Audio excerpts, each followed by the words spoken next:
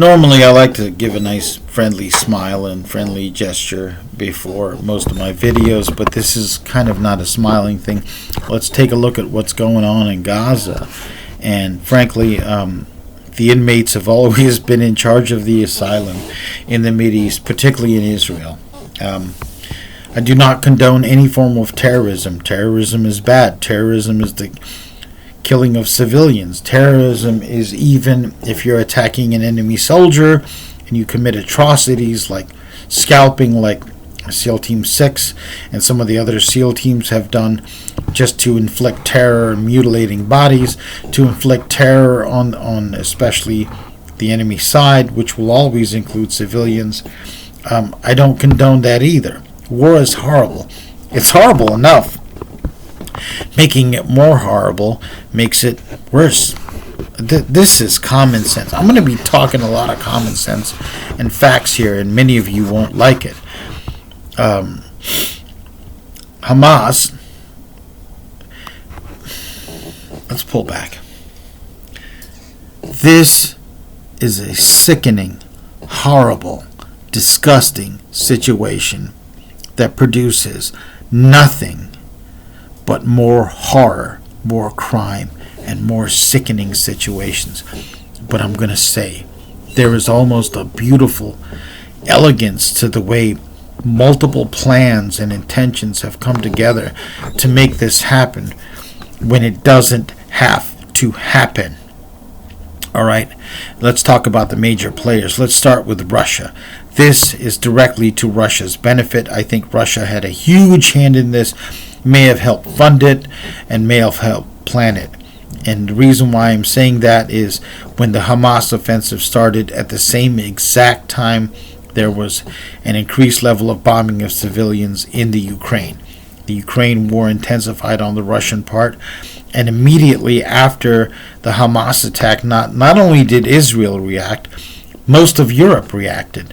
America diverted an aircraft carrier task force. We're not getting a lot of detailed news on what Germany and France and all these other countries are doing, but they all have Jewish citizens that go to Israel on tourism and on Aliyah, which is a type of pilgrimage, and so on and so forth. And, also having dual citizenship there, right? So there were hostages taken from America and from Europe, and all of those countries diverted military assets to the area, which means there's less to give to Ukraine, right? So Russia is buddies with North Korea and Iran, and North Korea is good buddies with Iran, and they may have had, it looks like they had a hand in planning this, right? So who benefits? Russia benefits from this immensely. Probably Russia is going to get the greatest amount of benefit from this in any nation involved. What does Hamas get? Hamas has been losing some form of popularity and support from the native population of the occupied territories, what I call Palestine. Actually, I think of Israel as Palestine. It's always been called Palestine. But the people of Palestine have been withdrawing support from Hamas, and the Arab world has been normalizing relations with Israel every year to a greater and greater degree, and so that spells doom for Hamas. And so this is of great benefit to them, because if they can start a war with Israel where they begin slaughtering the civilian population, destroying infrastructure, which Netanyahu has been talking about that for the past 3 months, how he's wanted to level Gaza and the West Bank and all these places, the occupied territories. So it isn't, Netanyahu benefits, all right.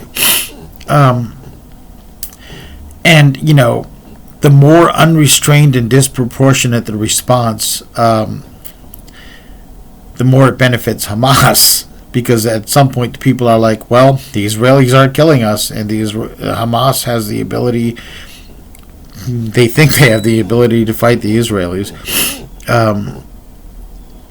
I guess we better rally behind them. Nobody likes being shot at or having their people killed or their neighborhoods bombed. And Israel, I mean, it's, one of the most well-funded militaries on earth, thanks largely to us. A lot of those bombs landing in Gaza have made in USA on them like they did last time. So Hamas is put in a greater position of power, and many of the leadership will probably be safely hidden elsewhere, maybe even not even in those territories right now. So it's very cynical plan. You also need to understand that the Palestinian population, almost half of them, are under the age of 14. They're kids. Okay? There's a high birth rate in that country.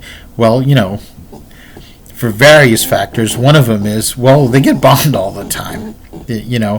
And they've kind of got nowhere to go. A lot of women aren't getting education. It's kids. It's half of them are teenagers, close to half. I think it's 43% of the last counting, right? And the few adults leading them have been vying for power, and the more vicious ones, the more ruthless ones, have gotten power. That's Hamas, and they fought a civil war with that. And people are just surviving. They've got an ocean coast they can't use. They're not allowed to make trade by the Israelis. They don't have control of the airspace. They can't fly in imports and exports anytime they want. They can only work in Israel. They're, that's heavily restricted to whatever the Israelis say. They're blockaded. They've got a huge population per square foot. It's one of the most populated places on earth with the least amount of economic development, which even if they wanted to do, they're not allowed to do by the Israelis. It is a de facto occupied state. Israel has the right to go in and out of there anytime they want, to control who goes in and out, and the people they share a border with, the Iranians and whatnot. I don't know if they share a border with Iran. I don't have the map in front of me, but there are external factors that, if we can get the Israelis to fight in there, they're less likely to fight us. The Russians are like, if we get the Israelis involved, we automatically get the Americans involved, because American follows foreign policy. Let's call it a fallacy, like a fallacy, but a fallacy. American foreign policy is enslaved to Israeli interests. Okay? So the Russians benefit, the Iranians benefit, indirectly, North Koreans benefit, Hamas benefits, Netanyahu absolutely, positively, certainly benefits. They were attempting to remove him from power. He was being, I think, indicted for something. He actually took apart some of Israel's judicial capacity to save himself. Netanyahu has always been a warmonger. Him and his hardliners have always wanted, I think the only thing stopping some of the Israelis in power from committing a Holocaust-style genocide on the Palestinians is the fact that they are so dependent on the United States, so dependent on Europe for their existence. Let's backtrack, all right? Now, I want to say a couple things. People are like, well, aren't you Turkish? Is there some kind of bias against them because they're Jewish and the whole Islam thing? Religiously, I'm what I call a freelancer. I'm influenced by many religions. I do believe in a supreme power, a supreme being. And I think all religions are, come from humans. And even if there was a absolutely infallible divine prophet, it had to be spoken out loud, it had to go to other people, be written down and interpreted. And I believe that that process has influenced every single religion. So there are divine truths in religion, and there are many in science. And there are human aspects of it, and humans are flawed. I took a genetic test. I'm 6% Jewish, so I'm not part of the chosen people. It's Ashkenazi Jewish who are like the master race of the chosen people, but nobody will ever call me Jewish because there's absolutely no way to verify that it's through my mom's line or my grandma's line, and so I will never be able to go to Israel and get someone else's land given to me. I'll never be given the right of return, even though I've never been there. But now I understand, hey, that's part of my heritage. Turkish people have always sheltered Jewish people. During the Holocaust Rescue Association was in Istanbul. All right? And there's a Jewish population in Turkey. I think the Seljuk Turks, many of them were former Khazars, and from the collapse of the Khazarian Empire, who was a Jewish empire, you got the birth of the Seljuk Empire. So there may be some intermingling in ancestry. The Khazars were a Turkic people who had converted to Judaism en masse as an empire, and there were millions of them. And I do not think it's anti-Semitic to say that they had an influence on the birth of the Seljuk Empire, because Ertugrul, the founder of the Seljuk Empire, was formerly of the Khazarian Empire. All right, a vassal of that state. So no doubt at some point in either my mom's or my father's side, possibly both, but with 6% probably only one descendant, one ancestor. At some point, some Jewish people intermingled and intermarried into one of the families I'm from, and so I have that ancestry. But I'm not chosen, right? I'm not part of the chosen people. And if you know your Jewish history, man, the Jews have been through a lot. There's a lot of people that don't like the Jews. And, with or without good reason. But I never condone, it's possible to not like someone and not shoot them. Right? It's possible to not like someone and not try to get them evicted from their house. So I don't condone things like pogroms against the Jews or pogroms against the Palestinians, which they initiated when they took over Israel. Let's recap. During World War II, a bunch of Western European people had committed atrocities against another Western European people who lived in Western Europe, and both groups of Western European people had descendants and ancestors that had lived in that part of Western Europe for generations, right? And the one group was the Germans, specifically the Nazis, and the other was the Western European Jews descended from Western European Jews in Western Europe in Germany. Then after World War II, the Western European powers said, we need to help these people and give them reparations, so we'll give them someone else's land in Palestine. Nobody asked the Palestinians. They're like, by the way, this is no longer, all these people are coming here, and they got priority. And eventually, they got displaced. They created a whole legal system that is apartheid in nature, religious in nature, and the Palestinians and all the other Arabs are like, you don't really belong here. It's not your land, it's my land. Yes, I know your ancestors have been here. Many of you can show me title deeds to your lands that belong to your ancestors, but no, it's not for you. And then, of course, all the wars with the Arab states. Israel was heavily funded and supported by the United States and Europe and so on and so forth. So it's almost inevitable they would win these battles. And their 1948 charter and borders expanded with conquest. And again, I think the main thing stopping the Israelis from wiping out all the Arabs on their land was the money and support that they get from the United States and Europe. The world is watching, and we have the situation we have. It will never go away.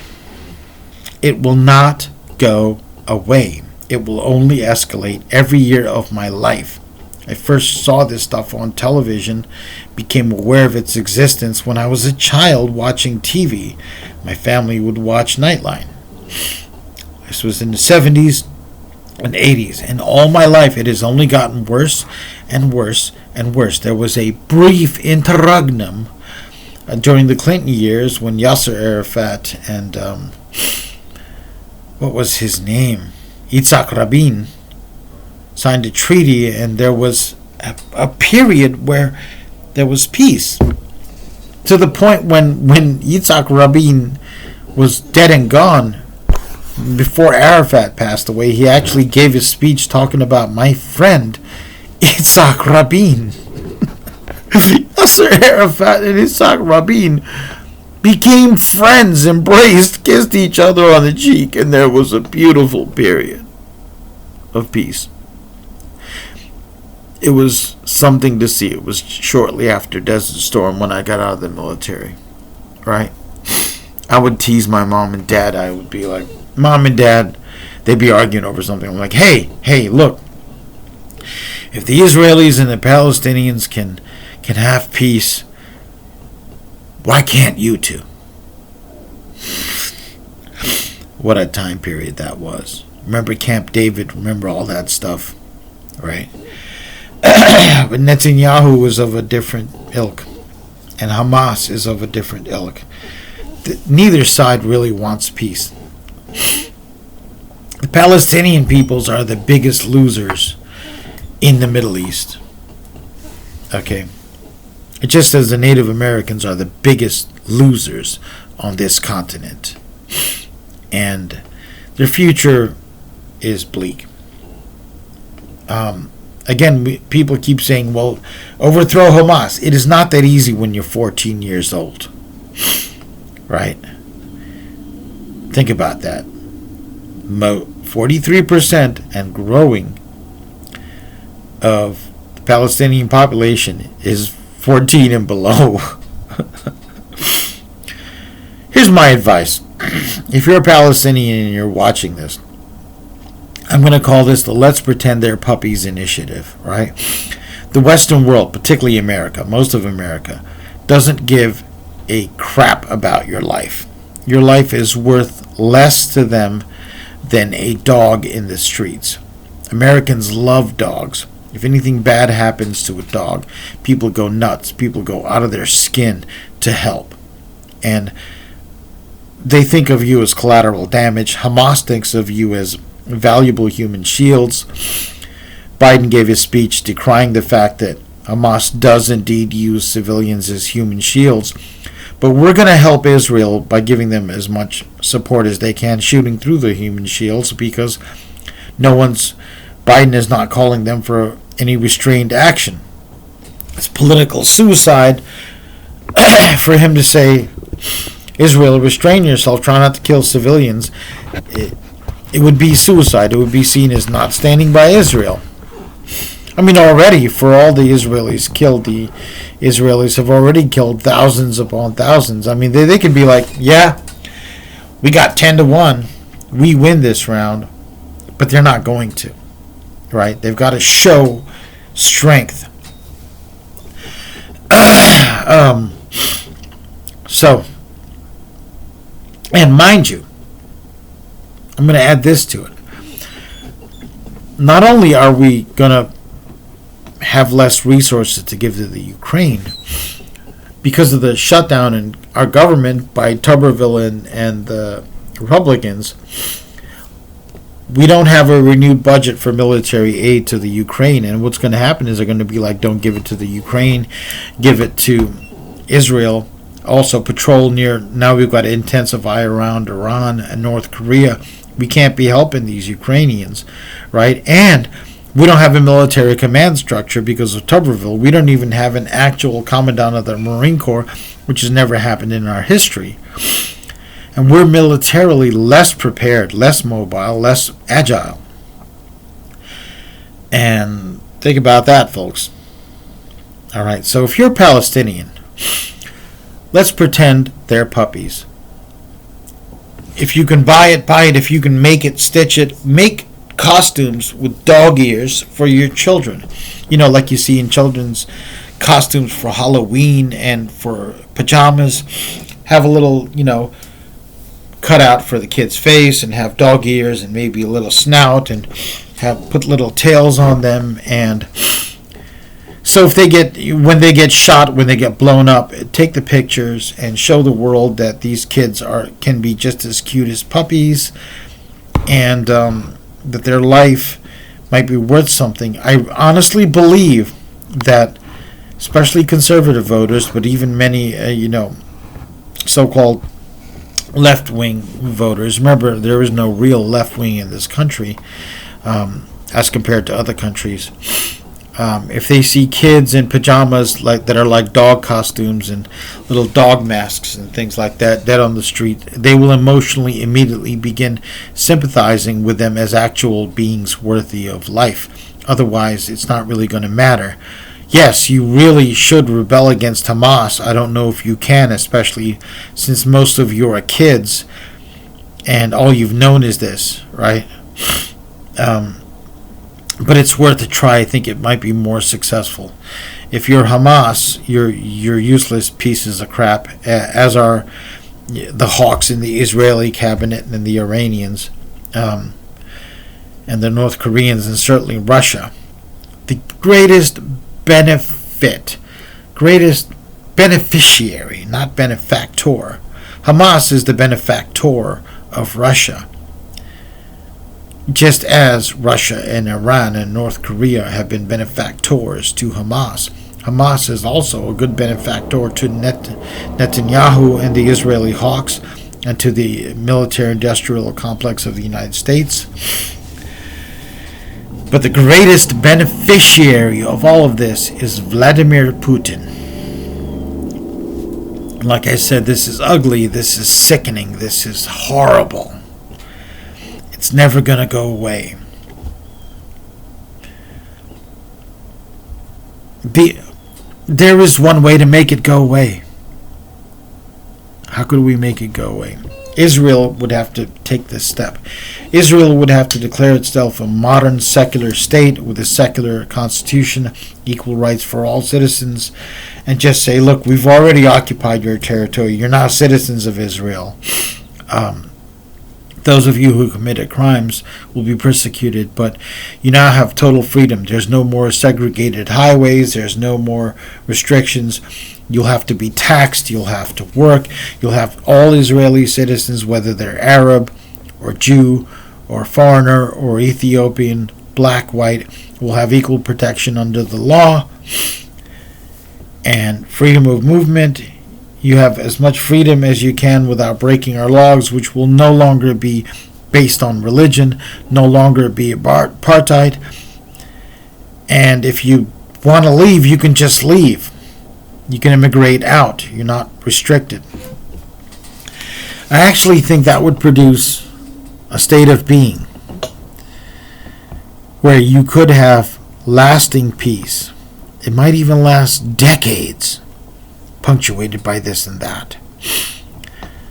It might, but in my opinion, that would be the only thing that could put an end to this conflict, aside from the obvious choice of the Israelis absolutely, completely, utterly wiping out their Arab population. And right now, it's not a good look for you, because you keep saying, never forget. And no one's forgotten. So, secular democracy, end to apartheid, end to oppression, free immigration out if they want to go. That's the only way, but no one's listening to me. So keep doing what you're doing. Vladimir Putin thanks you. Hamas thanks you. Netanyahu thanks you. The Hawks thank you. The North Koreans and the Iranians thank you.